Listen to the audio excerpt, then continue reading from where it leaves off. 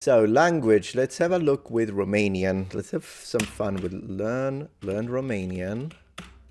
I want to see what we've got for Romanian as an Italian. Sometimes I understand. I kind of want to show you that, sometimes you can understand stuff even if you don't actually speak it. All right, so what have we got here? Learn Romanian with Romanian Pod 101. Absolutely not. Like literally Romanian Pod, not Romanian Pod, but Pod 101 is everywhere. But every time I try to react, provide commentary, or just watch with the community, anything from them, copy claimed. Copy claimed. So I'm not doing that. The craziest Romanians deal of 2024. Get unlimited. Is it still them? It's still them. It's still. Why you shouldn't learn Romanian? You know what? Yeah, why shouldn't I learn Romanian? Romanian is awesome. Why? 5 months ago. That's a lot of views. I'm gonna watch this one, see what we've got. There are many things I love about Romania, my chosen adopted home for almost 2 years now. The magnificent scenery, the wonderful food, the incredible people. The language, however, is most definitely not one of them. Now, I wonder why, because I agree with him. The people are great. The people are really, really good. Every time I've met a Romanian, it's like we are freaking cousins. Like you don't know them. And then they speak to you like you've known each other for, for like 27 years. And I appreciate that. Maybe because I'm Southern, I guess. We kind of have that attitude. Sicilians, Neapolitans. People in the North, it depends on the person. There are people that are very open-minded in the North as well. Let's not kind of push this cliche that Northern people are Germans because then, well, it depends on where in the North, I suppose. But yeah, there are people in the North that are very reserved. When I was a university student, I remember Southern people, sometimes they ask you a lot of questions that for some Northern people can be a little personal. So like they will start asking you, oh, you got a girlfriend? Why aren't you married yet? Like they will ask you stuff like that, even if they don't know you. So that's a Southern thing. And I guess Romanians are a bit like Southern Italians in that respect. So yeah, I love Romanian. I don't know why he doesn't like the language. I think the language is awesome. Now, Romanian is spoken by around 25 million people, mostly concentrated in southeastern Europe, in Romania and Moldova, with historical pockets of population also present in Ukraine, Serbia, and even Hungary. When people actually remember it exists, it's usually characterized as quite a linguistic odd duck regionally, as it's the only Eastern Romance language in existence. That is correct. Yeah, let me have a look at this. So it is true that absolutely Romanian is a Romance language. It's funny that people forget it all the time. Like people say, oh yeah, the Romance languages, Italian, French, Spanish, Portuguese, and that's the end of it. But in reality, Romanian is absolutely a Romance language. Now, given it does have a strong influence from Slavic languages as well, but it is still a Romance language. The only Eastern Romance language in existence. This makes it the often forgotten about... Okay, I already have a problem with this. Can you see it? Let's see if you can spot. Guess what my problem is with this screenshot now. I'll give you a minute. It's freaking Vulgar Latin. This is wrong. I hate that people keep repeating this now, given I don't know who this YouTuber is. So this is not an attack, okay? It's just that let me tell you why this makes absolutely no sense. So you have Latin, right? You can skip completely the second thing here, where it divides somehow into two different languages, which are Classical Latin, which is a language spoken by the poets, and then you have Vulgar Latin, which is a separate language that people speak. And in all Romance language, somehow Classical Latin died with Ovidius and all the other Julius Caesar, and instead Vulgar Latin is the real connection from which all Italian and Portuguese get. This is nonsense. Nonsense. Complete nonsense. There is no reason, I'll tell you why. There is only Latin. There is only Latin. A language has registers. All right? English has registers. Japanese has registers. Now, what is a register? A register is a vocabulary, sometimes even grammar, which is connected to the environment or the situation in which you speak, the level of formality, if you will. Now, in English, you have poetry. You can write poetry in English. You have university scientists speaking. You have people that are excellent speakers, and they use all the difficult terminology and say proficuous, promiscuous, and like all these terms, still English. You listen to any scientist or professor at university, yeah, they use big words. What language are they speaking? Classical English? No, they're speaking English. Same way, when you go down the streets of New York and you hear people speaking, unless they're Italians, and you hear people speaking and they speak very fast, they're telling you, oh, I'm working here. Like, yeah, it's still English. Or they say sausage, it's still English. And then when you go to, to England and you hear someone like a Cockney, well, given when they speak Cockney rhyming slang, it's a slang. But even if they have an accent, even if they drop every single H and they're like, you're all right, mate, what you doing there?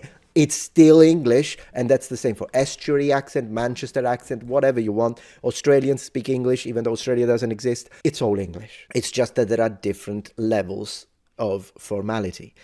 This is the same thing with Latin. So yes, people that speak commonly, like the population in Rome city or around, right, they will speak differently from one of the poets or maybe a senator during a public speech, but they are still speaking Latin, for crying out loud.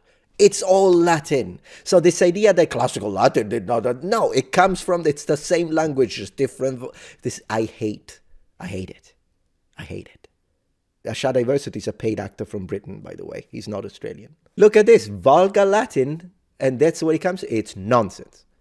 And people keep repeating it. About fifth member of the major Latin languages tree, along with Italian, Spanish, Portuguese, and depending on whether or not you consider it a language, French. Your uncle knows your tuna.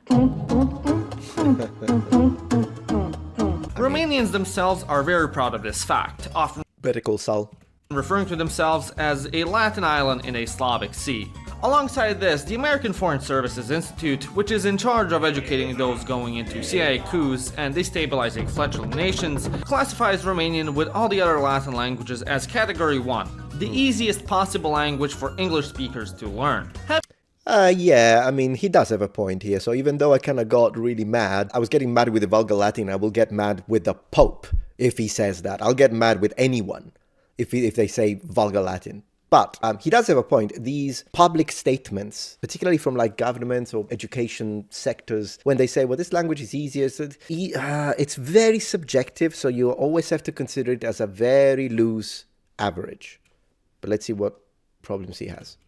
Having set aside a decent chunk of study time daily for this language for well over a year, I'm here to tell the FSI that they are just full of shit. Romanian is not easy. Yeah, sure. I mean, I think they were saying that it's easier compared to other languages. Like, yeah, sure, if you want to try and take up Mandarin, Cantonese, Vietnamese, Japanese, Korean, then Romanian is going to be like a breeze. But then again, I wouldn't consider it to be an easy language, so I agree with him on that. Definitely not. Unless you're Italian, I guess. If you're Italian, maybe it's not difficult. Well, we'll see. I don't know which underpaid intern put this on the website, but either way, I hope he got fired, or worse, ended up dating a Hello Kitty girl. It's been an entirely unwelcome surprise to find it so frustrating. Honestly, I'm convinced that unlike its romance... I mean, look at these flags though. So, Italian flag is awesome. I think we all agree with that. It's just that you have these contrasting colors separated by a pure white that kind of doesn't draw attention, so you can focus on the complementary green and red. Beautiful. The French, because they're like, yeah, we got red, but the opposite of blue would have been orange. So you're almost there. French, almost. But blue is a beautiful color, very royal, so that's nice. Maybe I would have done blue, white, orange, if it were me, but that's just me. Spain, I love the Spanish flag. It's something about this very, I don't know, maybe it's very, because it makes me think of the Romans, the combination of yellow and red. Plus they have this little crown with a coat of arms. I think it's pretty nice. And Portugal, once again, Portugal just ditched the whole white in between that we did. They went for a darker hue of green and boom, it's a nice, they got a shield. Hey, if you put a shield on your flag, I'll always respect you. In fact, we Italians should put a shield. We can't put a crown because then we become Mexicans. Romanian did like this blue, yellow, red. Yeah, I'm not a big fan of the yellow in between, okay? If you're Romanian, don't hate me for it. I'm just being honest with you, okay? I'm just leveling with you. You know, we just spoke about the French. It's just that this yellow in between, I don't know, man. Maybe you need a shield. Put an armet on the Italian flag or a frog mouth. Why was I not in charge? I would have put a frog mouth helmet. in the middle of the flag. And instead was engineered in the depths of the dungeon of fear in Hungary itself. Its difficulty comes down to its quite frankly utterly bizarre grammar, but before going into that, out of fairness, I'm first gonna list the Man, look at this kid in front of his old school monitor. I wonder if that's just a dumb terminal. Maybe.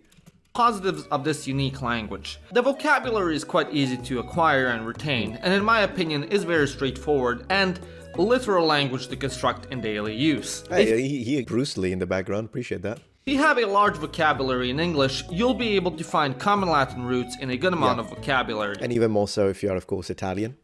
It's also easy to write and pronounce, as it's almost entirely phonetic, so spelling is simple, and when you hear it spoken, Same for Italian.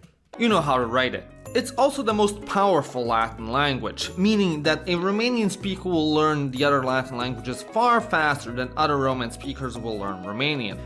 Is it the most powerful sounding? I wonder what he means. Of course, he's being a little sarcastic. I know he's speaking tongue-in-cheek, so I'm not trying to roast him or anything, but I'm just actually asking myself the question, how would I define a powerful language? Yeah, Wales is great. Wales has got the best flag in the entirety of the UK. All right, let's just say it. Let's just say it for how it is. I just tell it how it is. Wales should become the national flag with a dragon. It's great. With the green pastures, it's fantastic. It's fantastic. Now, I don't know. Is it potent? Does it give you... I think Latin is the most powerful sounding language. And therefore, from all Latin languages, which one would be the most powerful? Would be Northern Sardinian then, because it's the closest to classical Latin in pronunciation. Northern Sardinian, specifically the dialects in the north, retain the C sound as a K, which we lose in all other areas of Italy, including Rome. So if we want to be objective about this, the most powerful sounding language should be the Northern Sardinian dialect. In fact, think about it. If you say 100 in Latin, it would be centum, and in Italian it becomes cento. So becomes an O, simplified in Italian, and the C has now changed, morphed into a ch sound. Cento from Latin centum. Now in Sardinian they say centu. So it's the same thing, and they maintain the K. It is that conservative as a language, like 2,000 years of conservative, linguistic conservatism. Like that's as traditional as it gets. There are some other, like for example, in Sicilian, the word for shield in Italian is scudo, so D-O. And of course, you know, the Latin scutum. In Sicilian, it's scutu. So in Sicilian, it's actually almost the same. We lose the phonemic vowel length, but we do pretty much maintain almost everything else except for the M. In Sicilian, it's closer to Latin scutu, Latin scutum. Islands are the most conservative because at the end of the day, we are detached. So any morphological change that occurs in mainland, which is connected to the rest of Europe, doesn't necessarily influence us unless we've got external dominations, which we did get a lot in Sicily. But we did preserve, like in Sicilian, we actually tend to put the verb at the end, although we only do it in emphatic, like for emphasis, emphatic clauses. So we do it for emphasis, but we absolutely do it, and we are the only ones to do it. Maybe Sardinians do it too. I don't know. I'll have to ask a Sardinian friend, but regular Italian doesn't do that. So sometimes we Sicilians do it even when we speak Italian because we think it's normal. And I did that when I was like in Naples in the north visiting friends, and everyone would just laugh, and not in a bad way, but they would repeat it because it would sound so Sicilian to them that I'm putting the verb at the end of the sentence, even though it's a direct connection to how Latin often was. In Latin, you can choose if you want the verb at the end or if you want it at the beginning. But that's it. Here's where the positives end and where the Kafka nightmare of learning Romanian rears its ugly head. Full disclosure, I've been studying Romanian daily for well over a year now, and in doing so I've soared to the level of not quite A1 yet, and here's why. I think there might be a problem in your study method, mate. I don't mean to be disrespectful, but if in one full year, while you live in the country, you only reached A1, unless you're being humble, maybe he's being humble and he's actually better. Yeah, 1 year, there is a problem with the methodology, because 1 year in the country, imagining you started from nothing, which is already not a good idea, you should first form a basis, like a solid basis, then move to the country, then you'll pick it up quickly. But even if you move to the country with nothing, but you do 1 year of daily study and you're A1, there is a problem with the methodology. I don't think it's a problem with the language. Yep. The first major grammatical hurdle you'll encounter are the genders. Like the majority of European languages, to the dismay of non-binary people, Romanian is a heavily gendered language. Although, annoyingly, in contrast to the other Romance languages, it's not always 100% clear what gender something is when you look at the word. Because why would it be? Also, unlike its Romance siblings, Romanian has the linguistic oddity of also including the neuter gender. Yeah, we don't have neuter in Italian anymore. It's either masculine or feminine.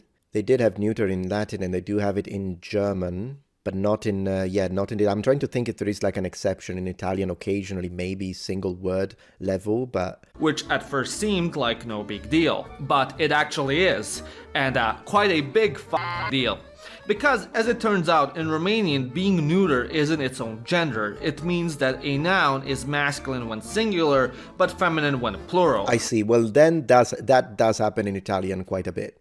It does happen in Italian. For instance, the word for egg in Italian is uovo, which is masculine in singular form, but when you pluralize it, it actually becomes transgender, I suppose, because it becomes uova. So it's feminine then. That's what happens. And there are a lot of, and we don't think about it, by the way. That's one thing that I want to kind of clarify for people who don't have a gendered language as a native tongue. We don't think about it. Like literally, when I think uovo, I'm not thinking uovo is a boy, and then give me due uova, and I'm thinking, okay, now the uova, so they're girls.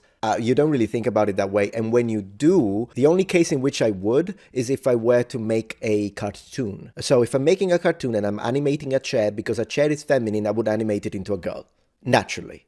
So I guess there is a little bit, but it's like subconscious. I don't actually think when I speak, oh, I'm tavolo. It's like it's obvious. Tavolo is a boy. It's like obvious. And the other, tavolo meaning table. And the other thing is that, and this is something I realized very late, so you can speak Italian natively for your entire life and never actually realize this.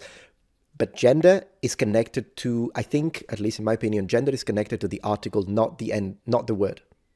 That's what I think. I might need to justify it with a dedicated video, but I truly believe that il, lo, la, il, gli, le, which are all the different articles in Italian, they are the ones that carry gender, not necessarily the word. And the fact that at the end of the word, you know why I say that? Because sometimes you have words that end with a vowel that would normally make it feminine or masculine, but because the article is the feminine one, that's what decides the gender of the word. So I do believe it's the article that carries the gender, and then the word usually follows along.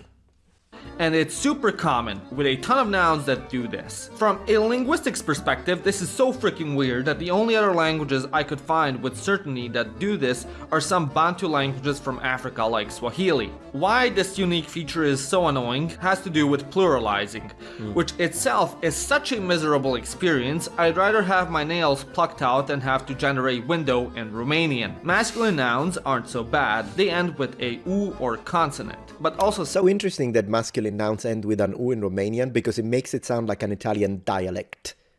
Like Sicilian ends with u a lot, whereas standard Italian ends with o. So it kind of makes it sound more like a dialect to me. sometimes an e, I, or Not trying to be disrespectful to Romanians, by the way. To increase their number, you just add an e and that's it. Feminine nouns are a completely different story. These nouns are identified by ending with Okay, well, when I do my reacts, apart from Luke Ranieri, because he's a mate of mine, but when I do my reacts, I don't watch everything in order to give people an opportunity to go and actually check the original video. So I'm just gonna see kind of the end to see what his conclusions are, and then I'll put a link in the description into the actual video so that people can go watch it. a fear in Hungary in real life, where the completely arbitrary rules were designed by the forgotten gods who couldn't care less about you. Whether you succeed or fail is left up to the cruel flip of a coin. Whether you make it out alive is completely out of your own power, and the dark cosmic forces couldn't care less about assisting your meaningless quest. Romanian may be the language for you. I give the language a 10 out of 10. I couldn't recommend more wholeheartedly. Anyways, I hope you enjoyed this video. Okay, so it was mostly sarcasm then. He loves it. Well, that's nice to hear, and I love the little... But yeah, that was a cool video. As I say, I don't react in full, so the channel is called Living Ironically in Europe. I wonder where he's from. I wish he told us that. Oh well, I guess we'll figure it out. And then that was my react to him. Yeah, the one about Luke speaking to priests is pretty cool. Yeah, I'll have to check it out.